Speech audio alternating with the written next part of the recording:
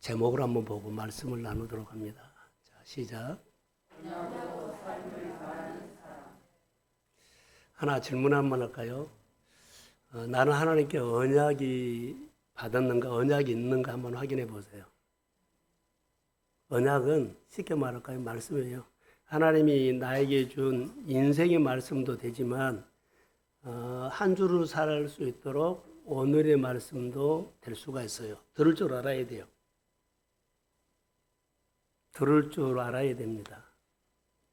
잘 말씀을 통해서 안 들리면 설교를 계속 반복해 들어보세요. 그럼 설교 들었던 말씀이 어느 날 나에게 준 네마 말씀으로 다가올 수가 있어요. 그리고 어떤 일을 결정하거나 하고 싶은 일이 있다면 하나님 앞에 그렇게 기도하고 말씀 보면서 마음에서 뭐래라고요? 지성소도 하되 지성소에 들어가기까지는 내 생각 가지치기 많이 해야 돼요. 안 지킨 것은 지켜야 되고 한 것은 내려놔야 되고 가지치기 해서 지성소에 들어가야만 오늘 목자로 세우고 오늘 본문에 있는 주권자로 세워요. 오늘 본문에 있는 말이에요. 그래서 그것을 잘 준비하시기를 바랍니다.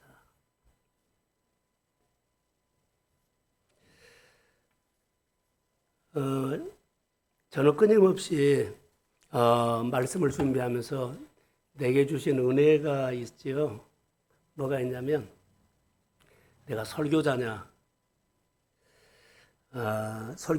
아니면 하나님이 나에게 말씀 주신 것을 내가 하나님을 본문을 통해서 한 번 더 알아가는 거냐 이거였어요.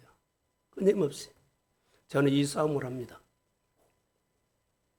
오늘 우리가 예배 드리면서 오늘 예배는 내 인생을 바꾸는 예배라고 오셨나요?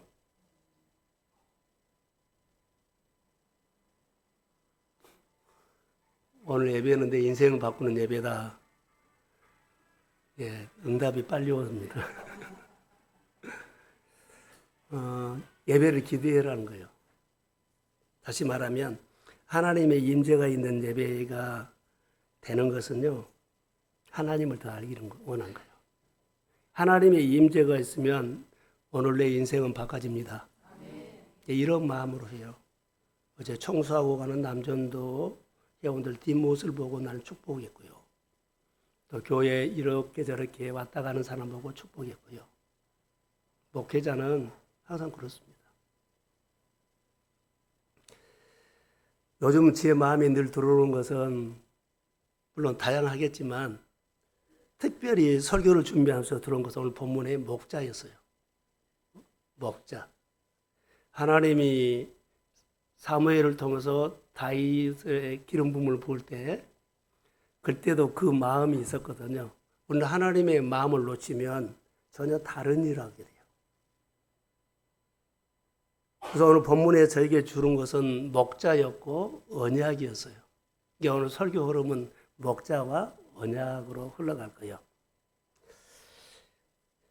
여호와는 나의 목자시니 내게 부족함이 없으리로다. 이 말씀이 요즘 나에게 선물같이로 다가왔어요. 계속. 그래서 누가 말을 하면 인격적으로 한번 대답해봐라. 인격적으로 물어보나요? 목자가 주는 감동이 있다는 거예요. 여호와께서 나의 목자면 목자가 주는 감동이 있습니다. 이것을 제가 설교를 통해서 삶을 통해서 알게 모르게 직접 간접으로 표현하면 이것을 흉내를 내든지 배우든지 하셔야 돼요. 제가 묵상을 이렇게 본문을 보지요. 그러면 목사님이 본문을 이렇게 관찰했구나라고 이것을 덮어놓고 나도 한번 그렇게 해봐야 돼요. 그래야만 배워져요. 어떤 사람에게 오늘 본문이 필요할 거예요. 난 그렇게 생각해요. 오늘 본문이 어떤 가정에 필요합니다. 오늘 본문은 어떤 인생에 필요합니다. 우리는 한없이 부족하고 부족한 것뿐만 아니라 성경을 보면 날 때부터 죽을 때까지 죄인으로 살아가요. 의인 아니에요. 근데 의인인 것처럼 모든 것을 다 하는 것처럼 가끔 이런 모습이 보여요. 은혜가 빠졌을 때예요. 은혜가 오면 사람은 낮아지고 엎드릴 수밖에 없어요. 예, 크신 분이 보이기 때문에. 하나님 앞에 갈 때까지 우리는 부족하는 인생을 살아야 돼요. 그렇기 때문에 항상 하나님의 은혜를 사모해야 되고, 하나님께서 주시는 공급은요, 관계를 통해서 돼요. 오늘 본문에는 언약을 통해서거든요. 하나님의 관계, 언약, 교회 관계, 언약, 그리고 성도들의 관계, 이 모든 것을 언약을 통해서 소통이 안 되면 잘 안 돼요.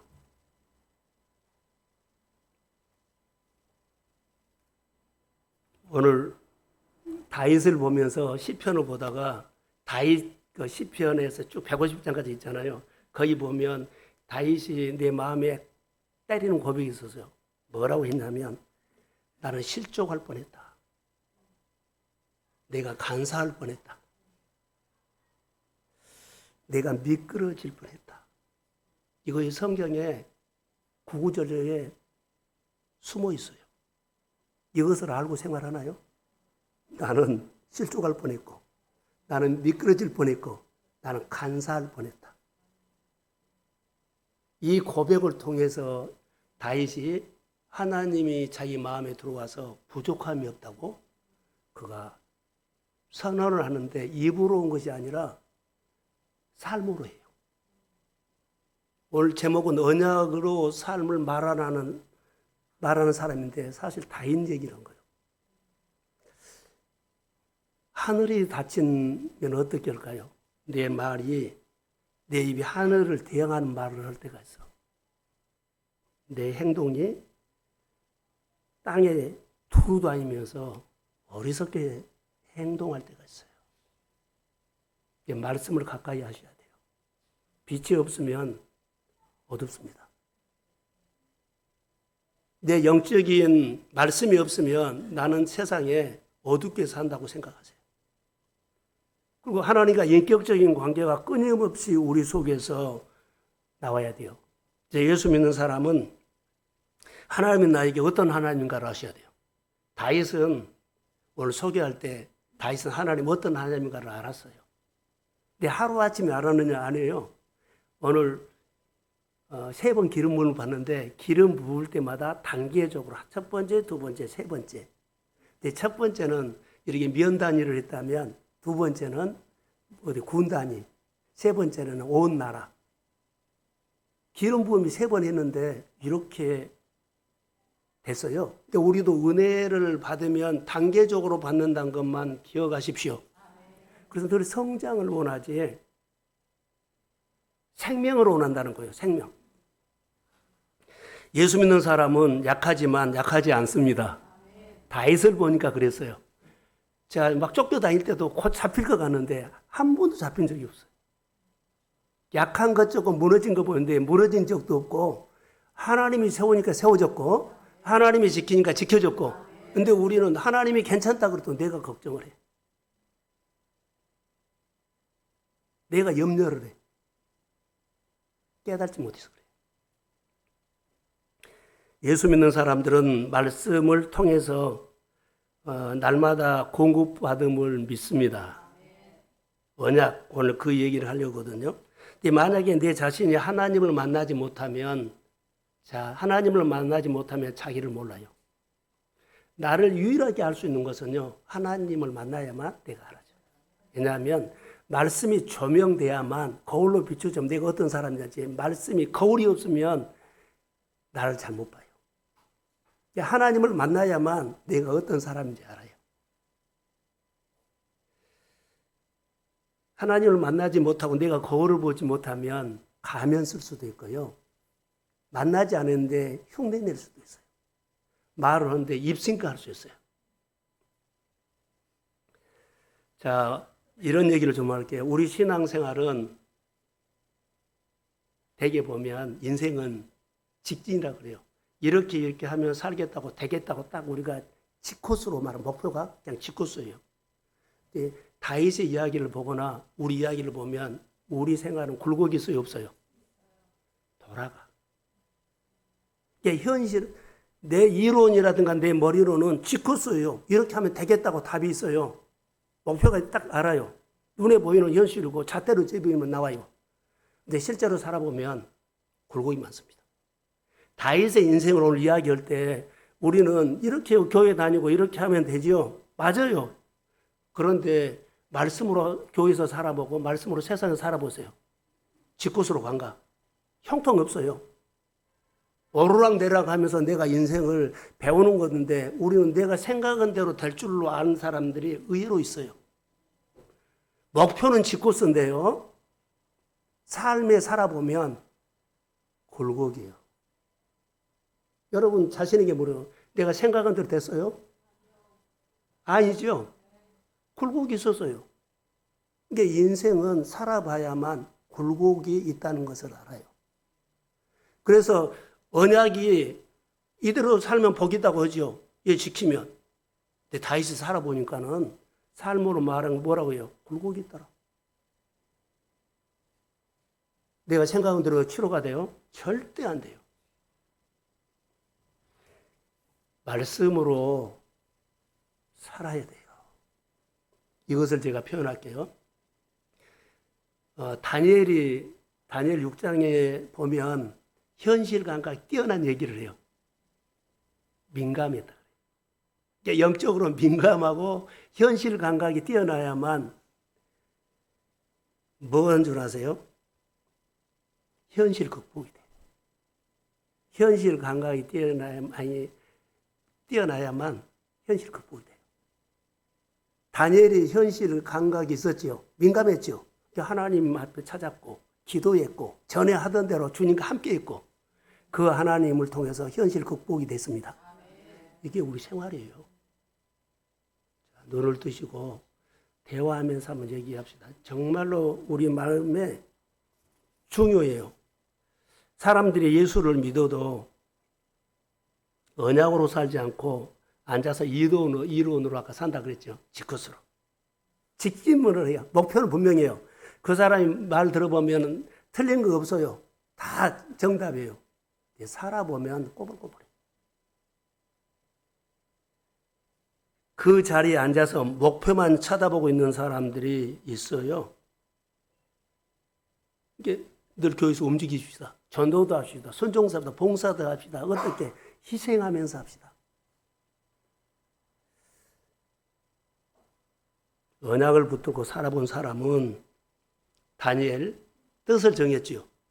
언약을 붙들고 사는 사람은 현실에 민첩하고 현실 감각이 있고 그리고 현실 극복이 있어요. 자기가 싸워서 이긴 것이 아니라 누가 이기게 했어요? 승리를 줬어.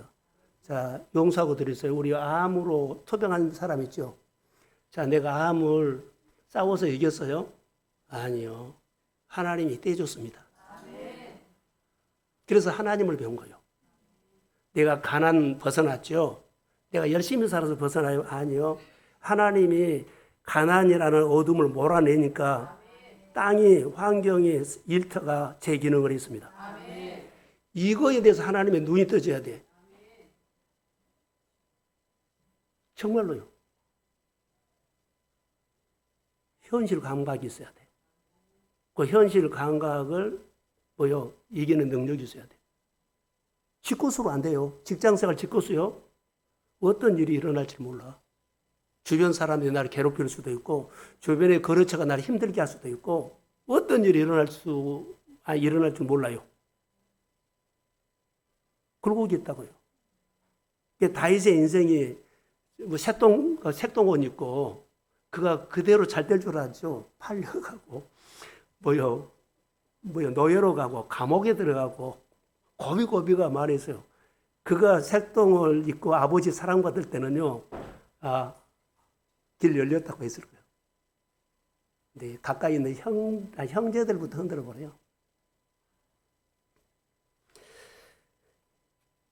언약을 붙잡고 살아보지 않는 사람은 이론으로나 말로나 생각으로 직지만 생각하기 때문에 뭐라 그래요? 대화가 막힐 때가 있어요. 이렇게 합시다 그러면 그런 사람들이 꼭 그렇게 해야 되냐 그래요. 그 사람을 위해서 한 거거든요. 굴곡이 있어야 돼요. 그래야만 하나님을 배울 수 있습니다. 다윗을 묵상하다가 사람은 누구나 인생에 고비고비 굴곡이 있다는 것을 다시 오늘 본문을 통해서 우리가 배우려고 그래요. 자, 고질병 있죠. 아까 암투병하는 사람도 있죠. 재정이 어려운 사람도 있죠. 그 사람 관계에 직장에서나 회사에나 뭐 어렵게 하는 사람들 있죠. 인생은 슬프기도 하고 기쁘기도 하고 고독하고 외롭기도 하고 그리고 두렵기도 하고 약함이 있어요. 자, 이런 요소 중에 한 가지만 할게요. 투병하는 사람들은 우리 가족 중에 있으니까 하나님과 함께하는 인생은 굴곡에서 배운다라고 해요. 굴곡에서 배워요. 하나님과 함께한 투병 기간에 많이 배워요. 인생의 굴곡을 지나온 사람은 삶의 내용이 좀 달라요. 자세가 달라요. 인생의 굴곡 속에서 복음이 나온 것은 진짜 복음일 수 있어요. 내가 십자가와 함께 죽었기 때문에 예수 생명으로 사는 것이요. 진짜 그 사람이 언어가 복음, 하나님의 성품이 나올 수 있어요. 자, 암투병 가운데 하나님께 순종한 삶의 내용, 암투병 가운데 말씀에 순종한 사람의 내용은 한 영혼 한 영혼에게 대하는 애정이 있다. 정말로요. 애정이 있어요. 그리고 사랑이 있다. 그리고 욕심이 없어진 나눔이 있어요. 욕심이 없는 나눔이 있어요. 다 줘버려요. 이거 복음이에요. 예수님이 욕심 없이 다 준 것처럼 이게 복음이에요. 애정이 있는 것도 자비를 베푼 것도 긍휼을 베푼 것도 예수님이에요.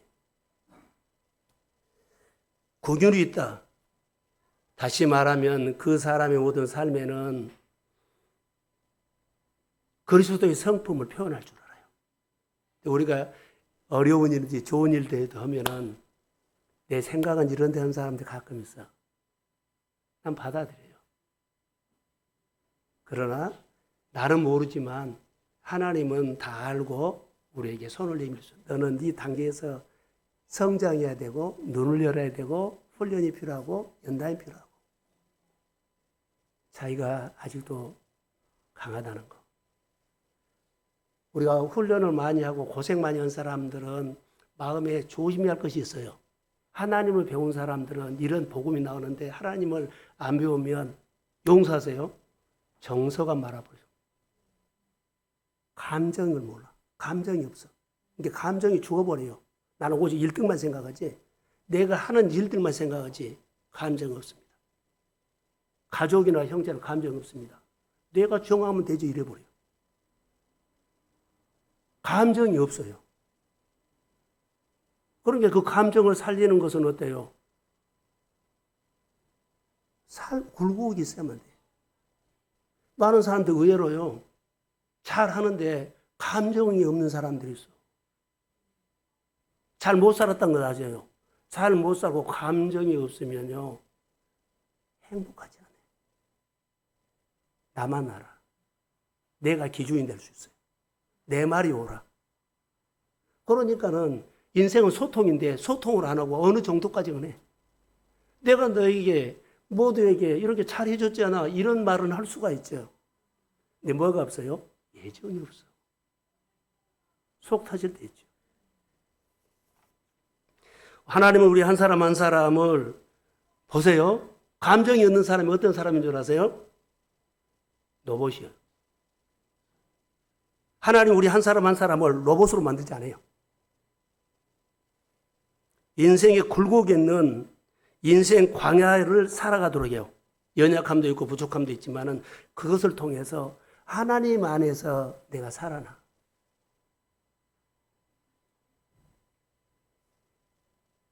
현실 감각 속에서 현실을 극복하는 것은 아픔이에요. 아픔이 없는 사람이 어디가 있어요? 아픔. 교회 일꾼들도 다 아픔이거든요. 예. 교회 임직자들이나 장로들이나 여러 개들 다 그 사람들은 아픔을 갖고 있어요. 아픔을 가지고 뭐라고요? 하나님 배우라고. 목표는 직선이지만 인생은 굴곡이라는 것을 오늘 다윗을 통해서 다시 한번 우리가 우리의 얘기로 한번 풀어보려고 그래요. 고생 많이 했잖아요. 경제적으로. 고생 많이 했잖아요. 질병으로. 고생 많이 했죠. 많이 싸웠잖아요. 거의 직진이에요. 살아보니까 인생은 현실은 굴곡이더라. 오늘 본문에는 언약으로 삶으로 말하라는 이 말씀을 이제 나눈대요. 다윗은 왕이 되기까지 굴곡이 많았어요. 기름 부음이 3번 있거든요. 3번. 그러는데 하나님이 이렇게 기름 부음, 굴곡을 주셔서 왕이 되게끔 3번을 하는데요. 하나님의 생각과 우리 생각이 달라요.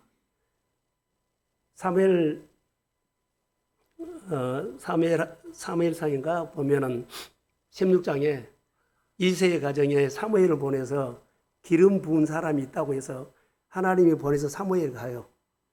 가는데 큰아들 엘리압, 삼마, 아비나답 쭉 이제 7명이 있는데 거기가 하나님이 노예. 사무엘은 좋다고 하는데 하나님이 노한 거예요. 노한 이유를 사무엘도 몰라요. 나중에 알고 봤어요. 하나님이 이스라엘에 기름 부은 사람들은 목자의 마음을 가진 사람을, 목자의 마인드를 가진 사람을 세우기를 원했는데 큰아들, 둘째, 세 번째, 네 번째 쪽은요 스펙으로 원했어요. 이게 이제 틀렸다는 거예요. 하나님 목자 같은 왕을 세우기를 원해요. 그래서 목자 같은 왕을 세우려고 거기를 갔는데요. 보세요. 엘리야부터 목자 같은 마음 하나도 없어. 집에서 혼자 준비하고 스펙 준비하고 혼자 갈고 다듬었지. 목자 같은 왕을 세우기로 원하는 하나님의 마음이 든 사람 한 사람도 없어요. 근데 하나님이 분명히 그 이새의 가정에 봤거든요. 근데 그날 선보로 나온 데는 안 나왔어요. 누가 나왔어요? 이새가 딱 카트에 났어. 7인 데리고 오고 이새의 생각과 사무엘 생각과 하나님 생각은 달라요. 우리가 어떤 일을 할 때 보면 내 생각은 이렇다 이거 하고 싶다는 보다 하나님의 생각은 이 일을 하는데 어디에 있는가 이것도 중요하다는 거. 하나님은 왕을 세우는데 목자 같은 왕을 세우기를 원했어요. 이거 기억하셔야 돼요.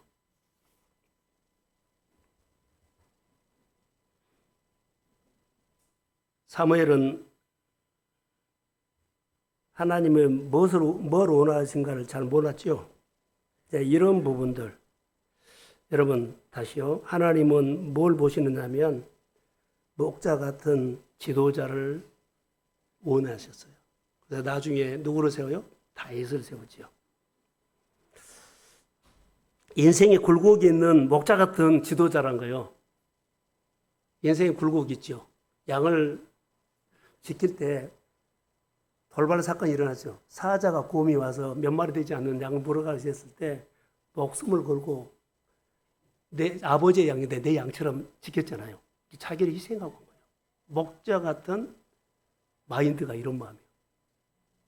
교회, 하나님의 교회를 세우는 일꾼들은 어떤 사람을 세울까요? 바로 목자 같은 리더를 세우기를 원한 거예요. 목자 같은 사람을 찾는 거예요. 그래야만 교회가 살죠.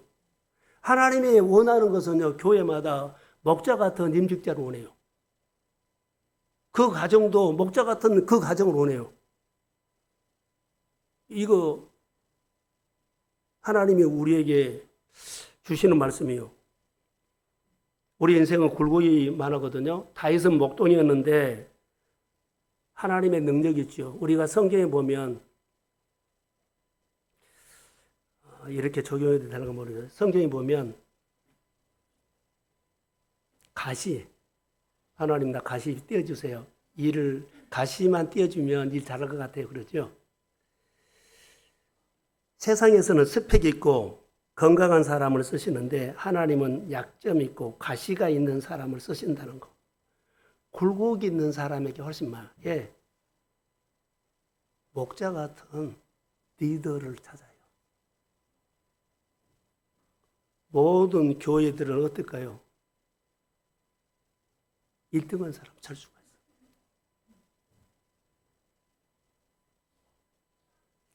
하나님이 이 가시 있는 사람을 찾았을까?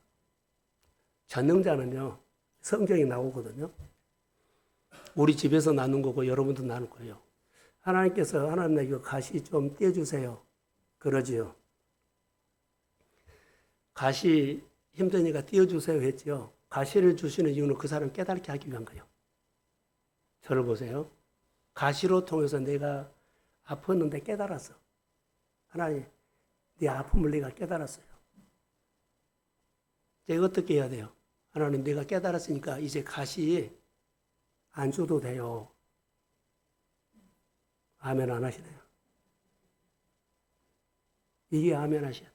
하나님, 내가 이거 깨달았으니까 나를 깨닫기 위해서 그 가시를 줬다면 내가 깨달았어요. 이제 나에게 가시 안 줘도 돼요. 하나님 인격적인 분이기 때문에 그렇게 기도하십시오. 하나님, 가난 때문에, 재정 때문에 너무 힘들었죠. 가난과 재정이 너무 힘들었는데 내가 깨달았어. 깨달아서 못해요. 하나님, 가난과 어려움 나 안 줘도 됩니다. 이것이 인격적인 기도예요.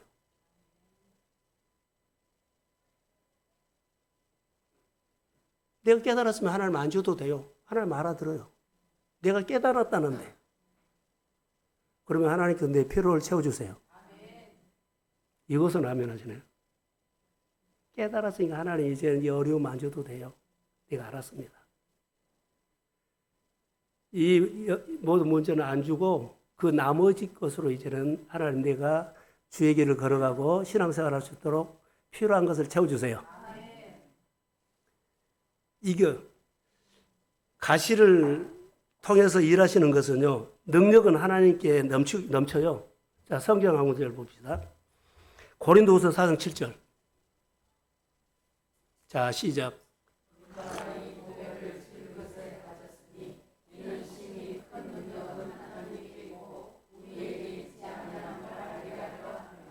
부족하고 뭐 있죠. 깨달았으니까 하나님께 안 줘도 돼요. 그랬죠? 능력은 하나님께 있어요, 없어요? 보세요. 이는 심히 큰 능력은 하나님께 있고 하나님께 있어요. 내가 깨달았다면 하나님 깨달았다면 이제는 어려움 주지 않아도 능력을 주십시오. 이것을 알게 했다는 거예요. 그래서 연약함이 있어도 우리가 하나님 앞에 넘치는 은혜로 살 수 있습니다. 왜냐하면 능력은 하나님께 넘치도록 있어요. 지혜도 하나님께 넘치도록 있어요. 창의력과 아이디어도 하나님께 넘치도록 있어요. 하나님이 나를 품어주고 보호해주는 능력이 주의 손에 넘치도록 있습니다. 인격적으로 기도하시라는 거.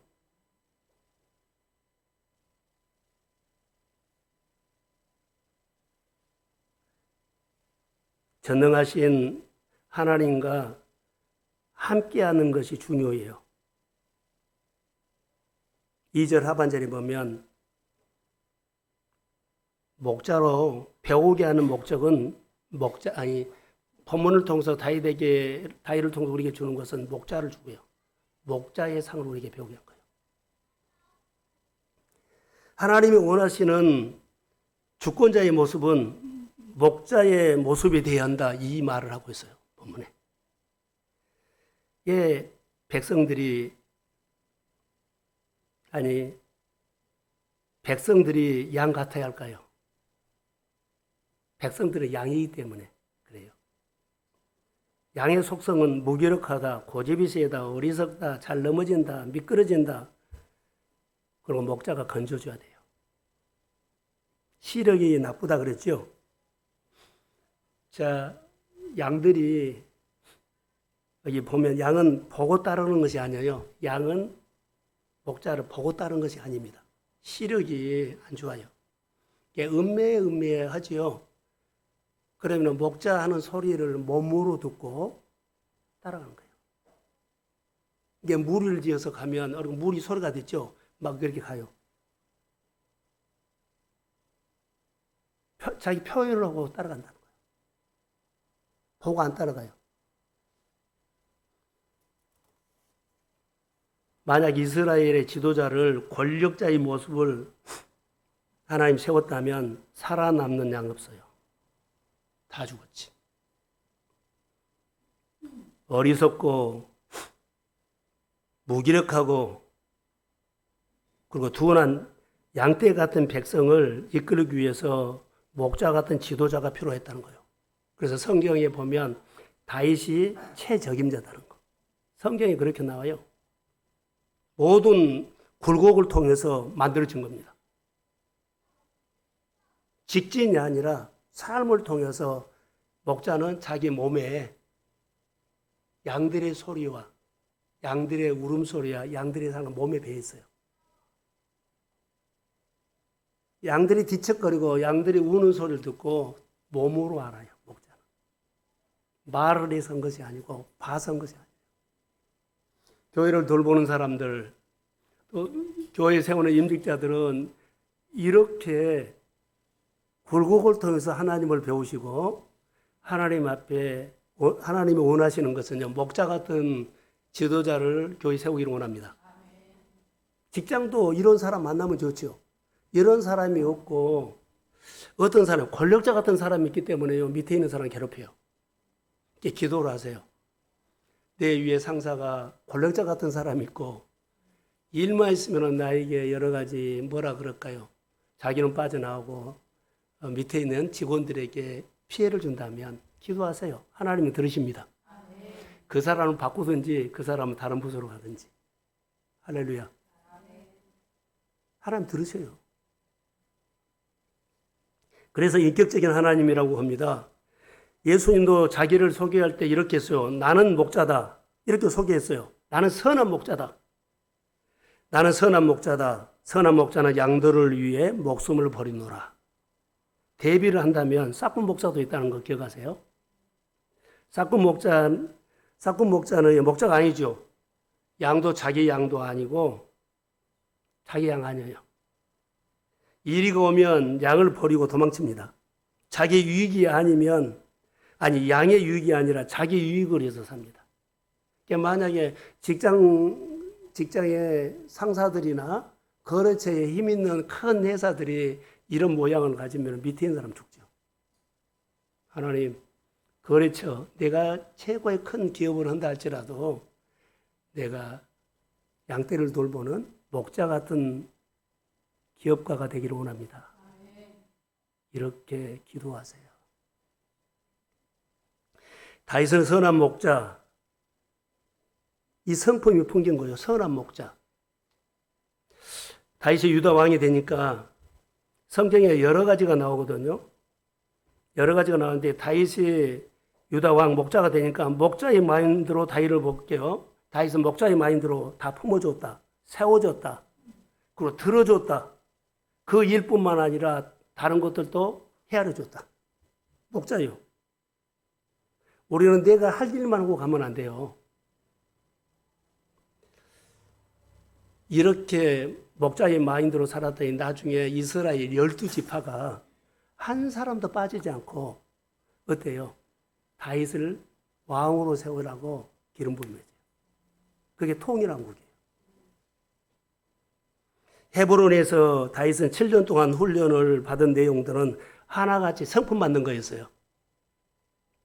겸손하고 온유하고 오래 참고 용납하고, 자, 하나님과 주거니 받거니 고난을 통해서 주거니 받거니 나라를 세웠고, 주거니 받거니 양을 지켰고, 주거니 받거니 성전을 지었고, 주거니 받거니 전쟁을 했고, 하나님이 빼지 않고 전쟁을 할 때도 하나님과 주거니 받거니 해서 군사를 준비한 것이 아니라 하나님의 관계를 했다는 거. 여러분이 사업을 하더라도 사업에 기도 제목이 있으면 하나님과 그 사업의 문제를 주거니 받거니 하십시오. 가정의 기도 제목도 하나님과 주거니 받거니 하십시오. 이게 내가 굴곡인 인생 가운데 나중에 하나님이 나를 자기 양처럼 돌봐줬기 때문에 나도 이 은혜가 임해서 주변 사람을 돌볼 수 있어요. 이게 오늘 우리에게 주는 메시지예요. 주거니 받거니 하면서 인격적으로 다윗을 다듬었고 다윗을 가지치게 했고 다윗이 왕의 성품과 왕의 지도력을 배웠다는 거예요. 겸손이 뭐예요? 우리가 알고 있는 겸손, 낮추는 것이 겸손이라 그러죠. 이건 소극적인 거예요. 진짜 겸손은요, 상대방을 높여준 거예요. 상대방을 높이고 자기가 낮아지는 거예요. 그러니까 여러분들이 예를 들어서 하나님을 높이면 돼요. 힘을 내서 하나님, 교회 사역을 힘을 내서 높여야 돼요. 그 사람은 겸손한 사람이에요. 구경하는 사람은 겸손한 사람 아니에요. 하나님의 겸손은요, 자기를 낮춰서 나 겸손하다 이런 것이 아니라 하나님을 높이는 거예요. 힘을 다해서 높이는 거예요. 겸손한 자에게는 은혜가 있죠. 내가 낮아지니까 은혜는 있죠. 나를 낮추려고 하기보다는 하나님을 높이는 것이 귀하거든요. 하나님을 높이는 것이 뭐예요? 하나님께 맞추는 거예요. 자, 교회에서 목회자에게 좀 맞춰주십시오 하는 것이 늘 있는데 혹시 아시나요? 예? 전 목사님에게 좀 맞춰주십시오 한 것이 뭐예요? 나누자고. 근데 이게 맞춰준 사람이 별로 없어요. 이거에 자기를 낮추는 거예요. 하나님이 교회에 이거 원하시구나. 여기다 맞춰주는 것이 하나님을 높이고 자기는 낮아진 거예요. 이런 은혜가 있으면 은혜가 내게 임합니다. 이거에 맞춰준 거예요. 내가 나를 낮추려면 내가 주어가 돼요. 높여버려야만 하나님이 주어가 되고 난 하나님께 맞추다 보면 하나님의 생각을 내가 따라가는 거예요. 그러면 주어가 하나님이죠. 재밌는 것이 하나 있어요. 사울이 다윗을 그렇게 잡아 죽이려고 못 살게 했잖아요. 그런데 사울이 죽었네요. 사울이 죽였어요. 그 사울이 너무나 힘들게 하니까는 또 다윗이 사울을 죽일 수 있는 기회가 여러 번 있었어요. 그런데요, 사실 다윗이 사울왕을 높입니다. 죽었을 때 장례식을 존경하는 마음으로. 사울이 나에게 잘해서가 아니라 하나님이 기름 부은 사람이기 때문에 하나님을 보고 장례식을 존중하면서 모든 백성들을 다 사람들이 사울이 다윗 죽이려고 한 거 다 알거든요. 다윗이 사울 장례를 이렇게 높이니까 모든 백성들이 다 이거지. 한 사람이 중요해요. 다윗은 사울에게 한 것이 아니라 사실은 하나님께 한 겁니다. 교회를 높이는 거, 교회 사역을 돕는 것은요, 교회 약해서가 아니에요. 이거 보셔야 돼요. 사울 생각해 보세요. 다윗 엄청나게 괴롭혔어요. 장례식 때는 모든 이스라엘 백성들이 다윗이 사울왕을 존중한다고 그 장례를 해준 거예요. 그게 다윗이 낮아진 겁니다.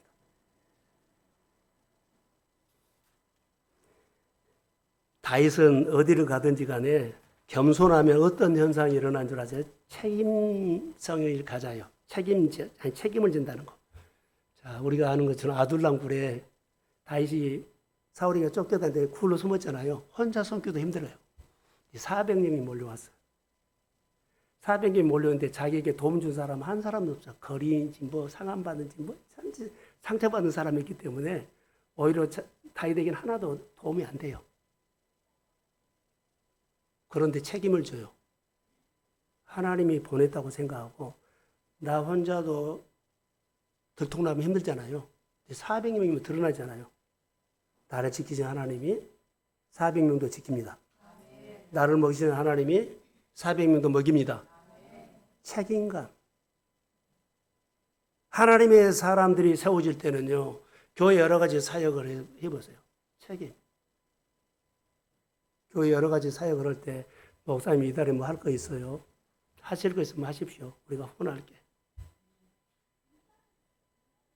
신길교회 수석 장로님이 목사님에게 찾아와가지고, 수석 장로님이 오셨더래요. 목사님, 교회가 목사님의 사역을 도울 것이 있는가 말해 주십시오. 우리가 말을 들어 설교 중에 그랬어요. 행복하겠다. 나는 조그마한 것을 무엇을 하더라도 이렇게 물어본 사람이 거의 다 없어요. 그릇이 준비된 사람이구나.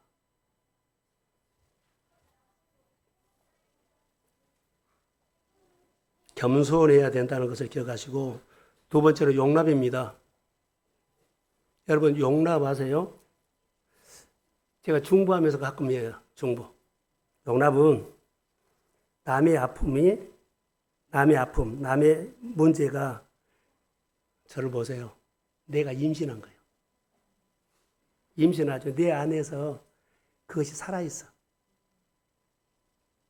상대방의 아픔, 상대방의 문제가 내 아픔이 돼서 내가 아파해. 내가 힘들어해. 그 사람이 치유가 되면 내 아내가 출산한 것처럼 없어져요. 그 사람이 회복될 때까지 내 안에 잉태해서 그 사람의 아픔이 나의 아픔을 돼요. 그게 용납이에요. 그게 용납이에요. 그 사람이 치유될 때까지 내가 품고 있는 것이 용납. 이게 중보기도예요. 공동체가 다듬어지면서 해야 할 일들이 있죠. 다윗이 이제 인생에 굴곡이 있다 그런 직진이다 그랬죠. 공동체가 하다 보면은 갈등도 있고 싸움이 있죠. 갈등도 싸움이 있어요. 공동체만 그런 거예요. 가족들도 어떤 일에 대해서 다툼이 있어요. 그럴 때 우리는 다투면 안 돼요. 품어야 돼요. 내 품는 것은 주님의 은혜가 있어야 품지, 내가 높아져 있으면요 절대 안 품어져요. 품어진다면 그 사람은 상대방을 높이는 사람이에요. 그건 품어져요. 근데 상대방을 무시하고 대들고 그런 사람은 절대 안 품어져요. 갈등만 생기고 그냥 덮어버려요. 상대방을 높이면 이건 싸울 일이 아니다. 다툴 일이 아니다. 품어요. 교회 공동체라든가 어디 직장 공동체도 이런 일 많이 일어나요. 이거 경험하세요. 상대방을 높이면, 존중하면 어때요? 품어지지. 끝까지 각을 세우지 않아요. 교회 공동체가 어떤 공동체인지 주님이 가르친 것은 이거요. 높이지를 않으니까는 절각 되겠어? 그냥 해버린 거예요. 존중 안 한다는 모습이 그냥 드러나요. 존중하고 높일 때 그 사람이 낮아져서 품어져요. 가족이나 직장이나 어디에서 이런 현상을 있고 이런 경우도 있을 거예요. 아까 용납하시든지 품으시든지 하셔야 돼요. 존중을 하면 높이면 품어져요. 언약이라는 단어를 이제 결론을 맺겠어요. 언약의 사람이 되는 것은 그냥 된 것이 아니라 굴곡을 통해서 언약이 확실해져요. 하나님을 굴곡을 또 어려움이 있을 때마다 하나님을 붙잡고 새기고 하니까는 내 거이 되거든요. 하나님은 언약의 사람을 만들어요. 언약의 사람은 어떻게 만들어요? 목자를 세우고 주권자를 세워요. 언약 있는 사람이 누가 세워요? 하나님이 목자를 세우기도 하고 주권자를 세우기도 해요. 주권자가 되기를 원한다면 내가 앞으로 이런 사람 될 거야. 자기는 그러죠. 이건 직진이에요. 실제 우리 현실에서는 굴곡이에요. 근데 굴곡을 무시하고 내가 생각하고도 이렇게 될 거야. 태도 그것은 자기가 하는 거기 때문에 무너져요. 언약이 세워진다는 거. 이런 가운데서 하나님이 이렇게 붙잡아줬고 은혜 주셨고 은혜를 통해서 하나님을 배우고 묵상하고 정리하고 하나님을 알게 되고 그래서 믿음이 쌓이는 거지 믿음이 금요일날 설교했어요. 믿음이 쌓이는 거지 믿음이 이렇게 단계를 성장한 거 아니에요. 일회용은 그렇게 뭐 될 수 있죠. 근데 믿음은 쌓이고 신뢰도 쌓이고 사랑도 쌓이고 섬김도 쌓으면서 신뢰함을 받을 때 하나님께서 복을 줌을 믿습니다. 이거 그래서 성경 한번 더 볼까요? 창세기 15장 18절 한번 보세요. 자, 시작.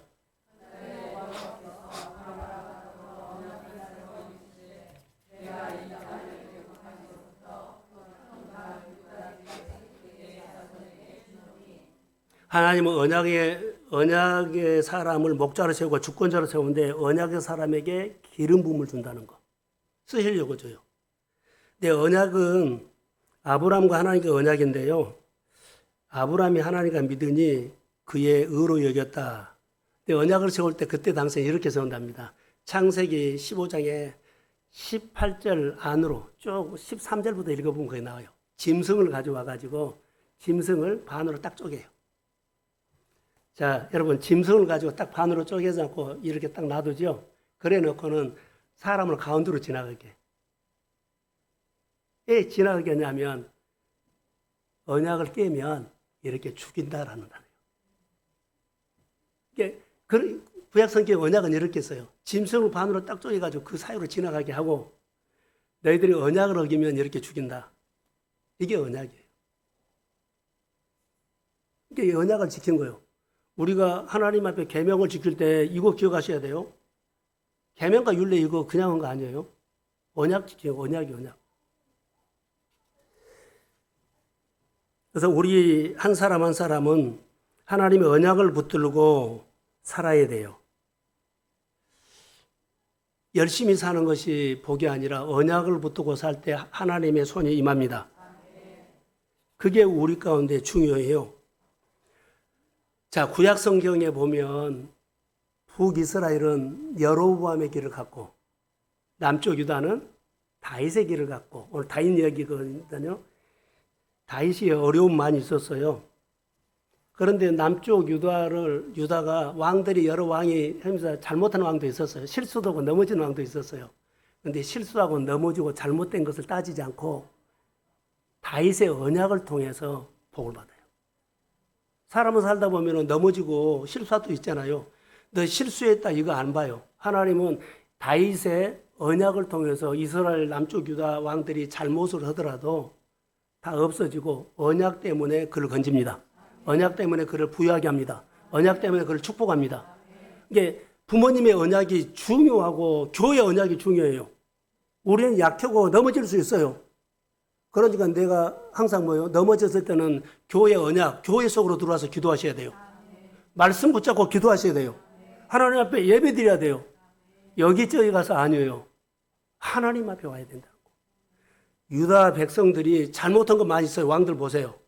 그런데 축복을 주거나 그 문제를 풀 때는요, 언약이요. 이게 교회의 정체성이 중요한 거예요.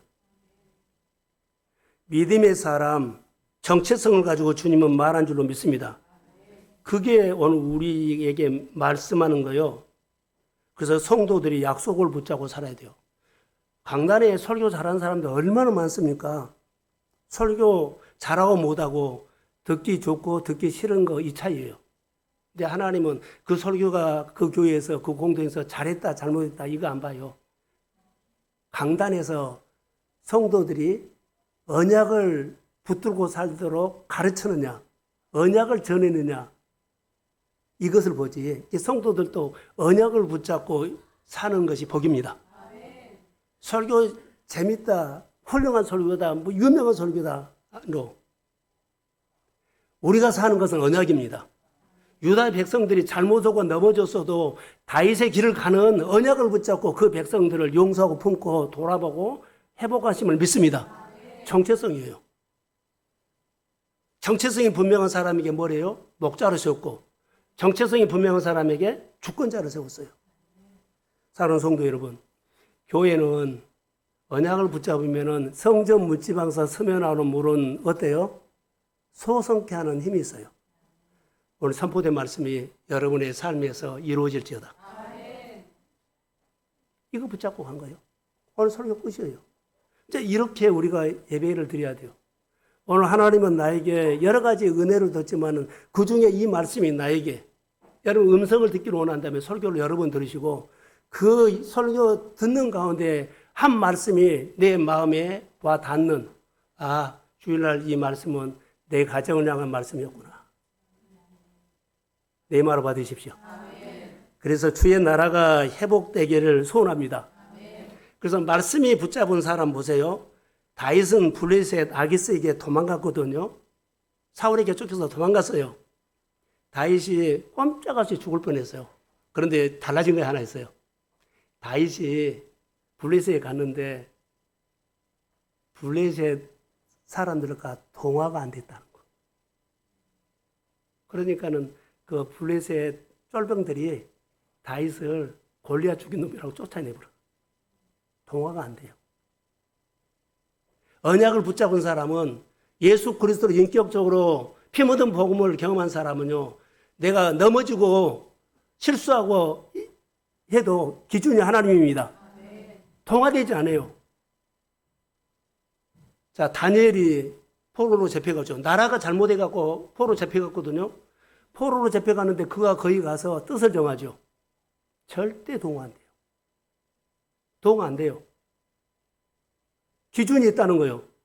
사랑하는 성도 여러분, 어떤 환경과 어떤 상황이 있어도 하나님이 하시면 됩니다. 하나님의 기준 되기를 바라고 돌아오는 가정들, 돌아오는 자녀들, 돌아오는 형제들 내가 말씀으로 붙잡고 실험하십시오. 주님은 내 기도 들어주지 떠난 사람의 기도 안 들어줘요. 나를 통치하신 하나님께서 그 가족과 자녀와 일터를 다스려 주실 줄로 믿습니다. 돌아올지어다. 회복될지어다. 이것이 교회에 대한 약속이고 교회에 대한 축복이에요. 오늘도 이 말씀을 통해서 여러분 은혜를 받으시고 특별히요 하나님의 교회 일꾼을 목자 같은 사람을 살펴본다. 하나님은 언약을 붙잡고 인생에 하나님께 순종하는 사람을 살펴본다. 하나님의 기준 되기를 주의 이름으로 축복합니다. 네, 일어서십시오.